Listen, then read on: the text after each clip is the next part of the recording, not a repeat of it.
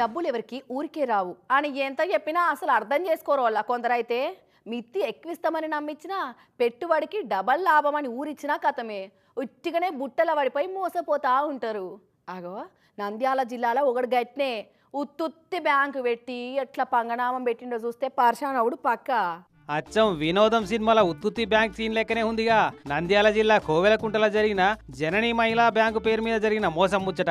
కాకుంటే సినిమాలో అప్పటికప్పుడు ఆన్ ద స్పాట్ లా ఉత్తుత్తి బ్యాంక్ ఓపెన్ చేస్తే ఈడ మాత్రం ఓ 4 ఏళ్ల పాటు నమ్మిచ్చిండు. అగో గంతే తేడా. ఇక జనని పరస్పర సహకార పరపతి సంఘం పేరు మీద మహిళా బ్యాంకు ఓపెన్ చేసినట వెంకటరామన్ అనేటోడు.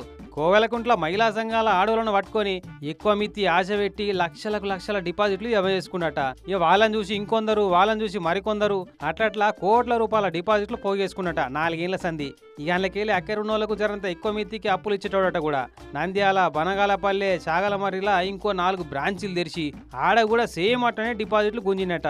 ఇక అంత బాగానే ఉంది కదా అనుకునేటాళ్లకు దుకాణం ఎత్తేసి అవతల పడ్డాడట. ఖతం 20 రోజుల సంది ఫోన్ స్విచ్ ఆఫ్. ఇక మెచ్యూరైన డిపాజిట్ల పైసలు విత్డ్రా చేసుకుందామని పోతే ఇచ్చిన చెక్కులు కూడా చెల్లుతలేవట. కడపలో ఉన్న వాని ఇంటికి పోతే కూడా అడ్రస్ పత్తలేదట. ఇక చూడు ఈ జనని సహకార సంఘం బయట ఎట్టా పడిగాపులు కాస్తున్నారో మోసపోయిన వాళ్ళంతా. ఈ సహకార బ్యాంకులు మంచి సహకరిస్తారని నిజమైన నమ్మి ఈ హరిప్రియ అక్కనైతే 8 తులాల బంగారం 5 లక్షల నగదు పైకం వాని బొందకు పెట్టినా అంటుంది.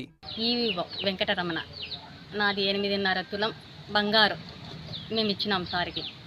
5 లక్షలు క్యాష్ కూడా ఇచ్చినాము.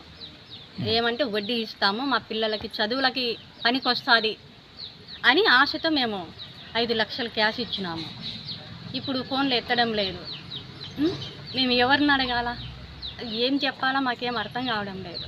కోయిలకుంట్ల పోలీసు వాళ్ళకి కంప్లైంట్ ఇస్తే ఇటు పోయి జాక్కుండా ఎంకులాడే పని పెట్టుకున్నారట. కానీ సహకార సంఘం అని పేరు పెడితే వెంకటరమణ సారు మన ఎదుగుదలకు ఎనుగొర్ర లెక్క సపోర్ట్ నిలబడి సహకరిస్తాడేమో అనుకుంటే ఏట నువ్వుకేసి ఎగిరిపోయిండు పో అని మాస్తు బాధపడుతున్నారట నమ్మి 1000 లక్షలు మునిగిన బాధితులంతా.